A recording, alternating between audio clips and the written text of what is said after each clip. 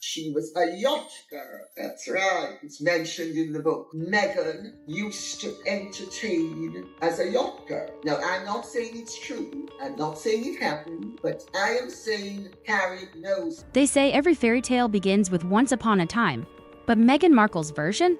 It doesn't start in a palace, it starts on the open sea. Once upon a yacht, where the story took an unexpected turn. There is absolutely zero doubt in my mind. Rachel Meghan Markle was a semi-expensive yacht girl, and she knows it. Before she became the Duchess of Drama, Meghan was just another actress fighting through Hollywood's rejection letters and chasing invitations to the right parties. But then she learned something unexpected. The real red carpet wasn't in Los Angeles at all. It was floating in the Mediterranean, where fame, power, and opportunity sailed hand in hand.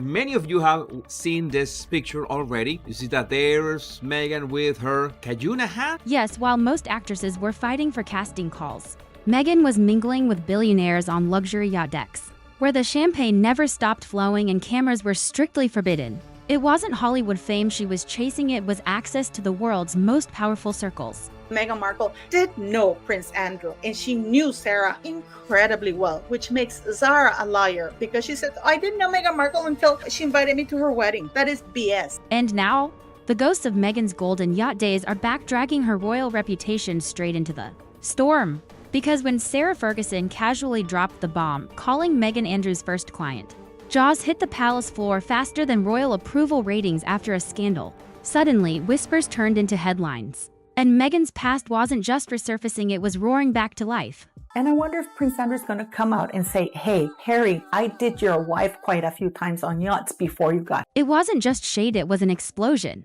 Sarah Ferguson's revelation didn't just ruffle feathers. It connected Meghan's glittering past to the darkest corners of Prince Andrew's scandal. Suddenly, circles overlapped, and poor Harry, the rebel prince who gave up his crown for California sunshine, now faces a nightmare he never saw coming. The fairy tale he risked everything for may have sailed through waters far murkier than he ever imagined. So grab your teacup because tonight's brew is royal grade hot. This isn't just a scandal, it's a storm rolling straight through the palace gates. And when the truth finally docks, one thing's for sure. Someone's crown won't survive the tide. You're going to be shocked to find out who is Fergie's target and what she's willing to disclose and how far she will go just to get revenge with Meghan. The silence inside the palace didn't last long. Within hours, whispers turned into headlines. Fergie drops bombshell about Meghan's past, blared across every tabloid front page. According to royal insiders, the Duchess of York wasn't just speaking off the cuff, she knew exactly what she was doing. Her remark about Meghan being Andrew's first client wasn't a slip of the tongue. It was a calculated spark, tossed straight into the royal powder keg.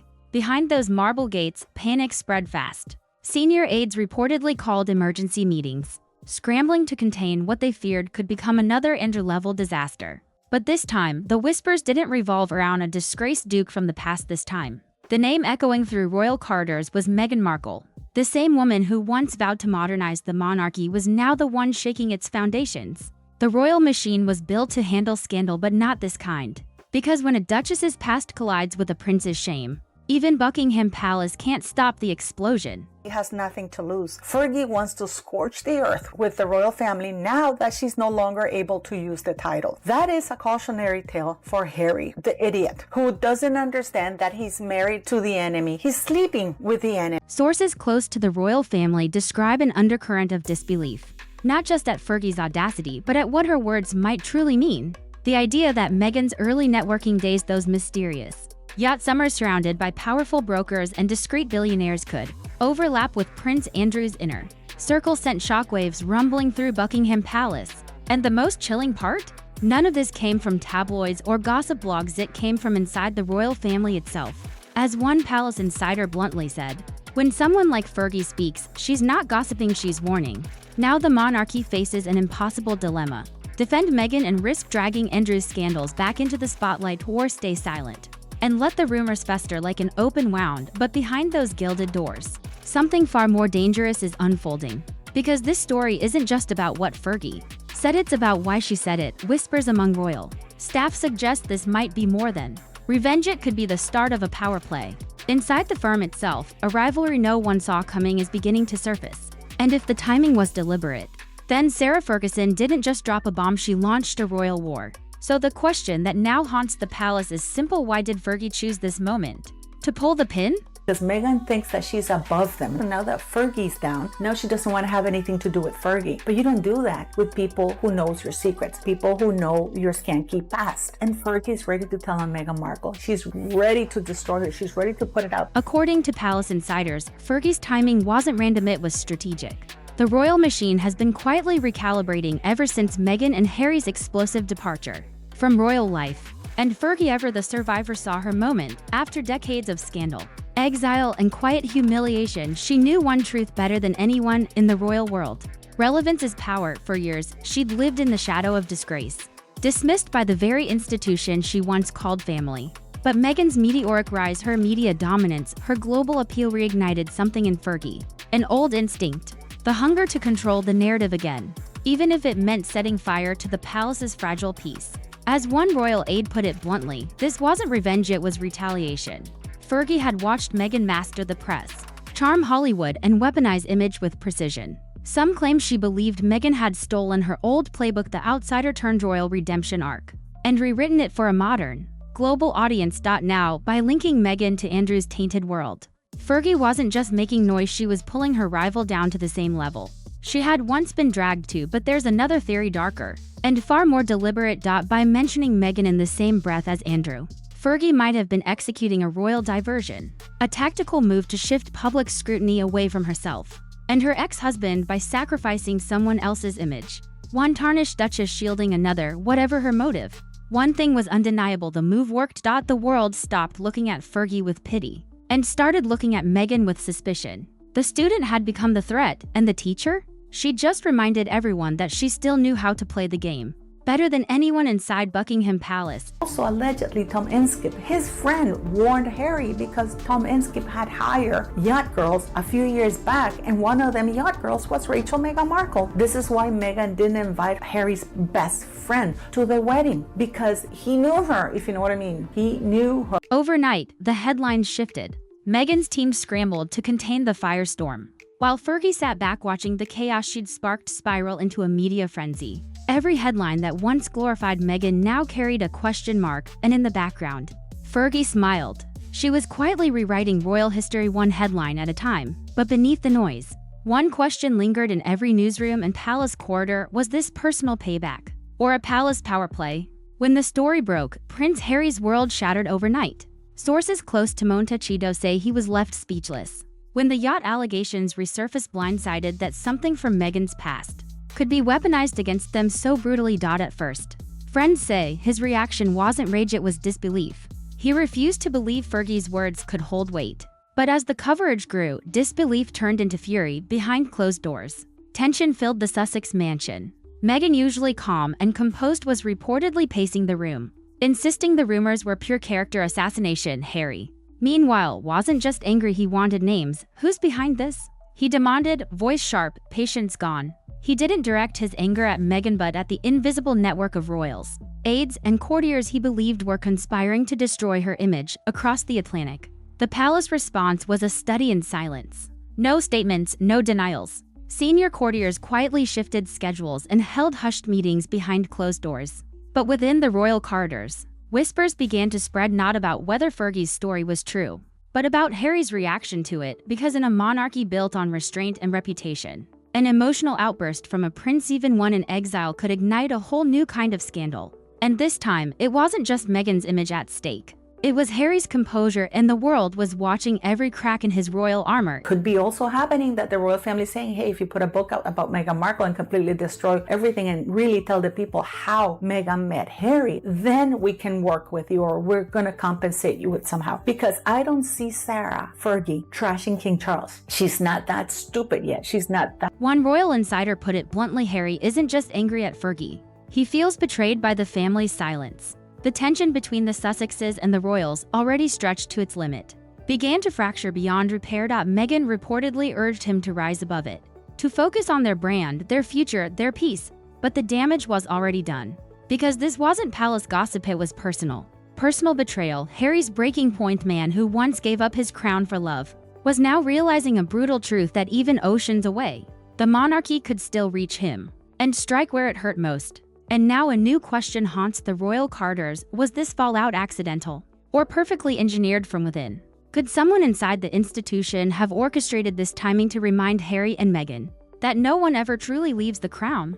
This isn't just another royal feud, it's a mirror reflecting the monarchy's deepest cracks. The monarchy's deepest fracture-esque Meghan-Andrew connection isn't just a tabloid headline. It's a warning that the past never really dies, it waits. It resurfaces at the moment of greatest vulnerability. The royal machine has always survived by controlling its story, but this time, the narrative slipped through their hands and landed in the merciless court of public opinion. And for Prince Harry, this scandal cuts deeper than pride. It slices through the very foundation of everything he thought he'd built. The man who once walked away from royal duty to protect his wife and children now finds himself powerless, watching from afar as that same institution slowly dismantles his family through whispers he can't silence.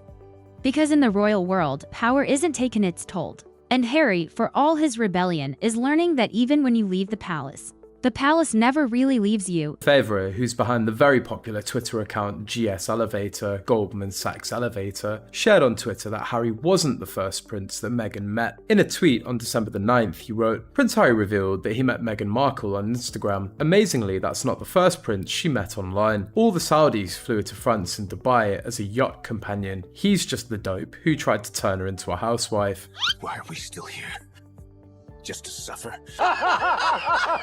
For Meghan, it's a cruel twist of irony. The same charm that once opened every door in elite circles is now being weaponized against her, painted not as grace, but as calculation. What was once called ambition is now being rewritten as manipulation. The image she built so carefully through compassion campaigns, humanitarian speeches, and luxury brand deals now trembles under the weight of revived rumors and royal politics. And as for Fergie, she's done the impossible again.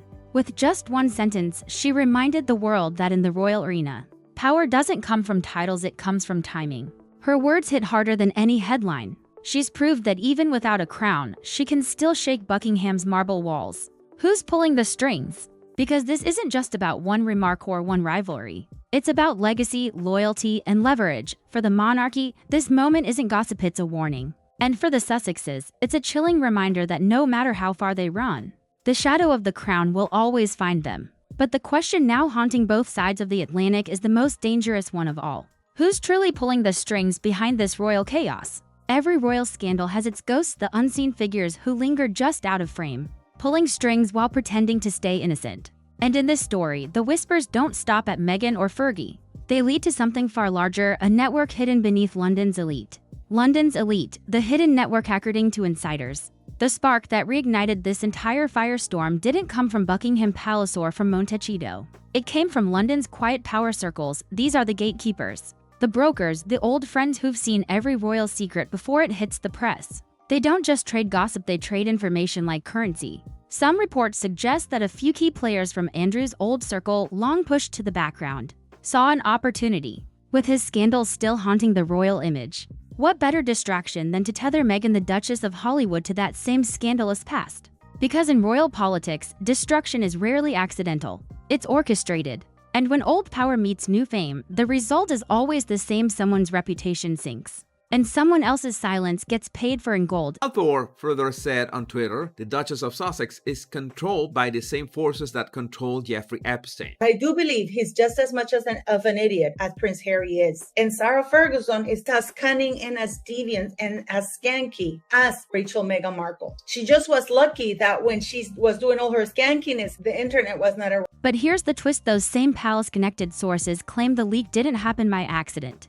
It was tested first, quietly circulated among a handful of trusted editors before Fergie's bombshell even went public. Meaning someone wanted this explosion to happen exactly when it did, behind the glamour and gossip. The real story isn't about yachts or grudges, it's about control. Control over headlines. Control over legacies. Control over who gets to survive the storm and who's destined to become its casualty. Because in the royal chessboard of image and influence, no move is accidental. And if Meghan's name was used as a pawn in this glittering, ruthless game of royal power, then someone, somewhere, just declared checkmate. The aftermath, no winners. The only question now is who's the player bold enough to outmaneuver both Buckingham Palace and the Sussexes? As the dust settles over this latest royal eruption, One thing has become crystal clear: there are no winners in this war, only survivors. In Montecito, the atmosphere has reportedly grown icy. The once cheerful glow surrounding the Sussex brand now flickers beneath the weight of doubt and exhaustion. Meghan, ever the strategist of images, said to be recalibrating quietly, scaling back public appearances and steering her narrative back toward humanitarian causes. It's damage control, but with a designer's touch. Harry, however, walks a different path. Friends describe him as restless, withdrawn, torn between defending his wife and confronting a painful truth: the monarchy he tried to escape still has a hold on him. He fought to protect his family from royal politics, yet finds himself haunted by them, even across oceans. The man who once gave up a crown for love now faces the crushing realization that his past, his family, and his freedom remain chained to the same throne he tried to leave behind. In the grand chess game of royal survival, the pieces have shifted, but the board hasn't changed. And as Meghan rebuilds her brand and Harry wrestles with his legacy, one truth looms over them both: in the world of royalty, no one truly leaves the palace. You only change your view of the crown. She brought Jeffrey Epstein into that idiot formerly known as Prince Andrew into the royal family. These two women, Sarah Ferguson and Meghan Markle, are holding the entire royal family hostage. Inside Buckingham Palace, silence reigns, but it's the kind of silence that screams. Senior aides refuse to comment on Fergie's explosive words, while the king's advisors reportedly weigh just how much truth can be buried before it awakens an even bigger scandal. And somewhere in the shadows, the ones who orchestrated this chaos watch in quiet satisfaction, their goals achieved, their fingerprints wiped clean. The monarchy survives, yes, but it bleeds a little more each time it does. For the royals, it's reputation versus survival. For Harry and Meghan, it's love versus legacy. But one haunting question still hangs in the air like thunder before the next royal storm. What secret truth was worth burning the royal peace for? The mystery remains, and more dangerously, who will be brave enough to reveal it next? Because make no mistake, Fergie's words have cracked open the vault of secrets the palace hoped were buried forever. And now, every whisper echoes louder than the crown itself. But if you think this is the first time Sarah Ferguson has thrown royal order into chaos, think again. Fergie's luxury lifestyle exposed bare this yacht scandal ever hit the headlines. Fergie was already living like royalty without the royal budget. Private jets, $1,200 a plate dinners, designer wardrobes stacked higher than palace gates. And let's not forget those million-dollar debts that trailed her from London to New York. Her life reads less like a duchess's diary and more like a billionaire's wish list gone rogue. So when this latest storm erupted, many insiders wondered, was this about revenge or repayment? Because in the royal world, every move has a motive. And if Fergie's lavish spending pushed her too close to the edge, dragging Meghan's name back into the spotlight might have been her way of reclaiming relevance and deflecting scrutiny. So when you're done here, don't stop watching. Go straight to our previous expose. Fergie's outrageous spending exposed: royal feasts, private jets, and $4.20 million in debt. It's a jaw-dropping look at how one duchess turned extravagance into an art form, and how those same choices may have sparked the scandal now shaking the crown. Because in the royal world, power fuels scandal, and every secret has a price. You're watching Spill the Crown, where truth meets temptation, and the next revelation will leave your jaw on the palace floor.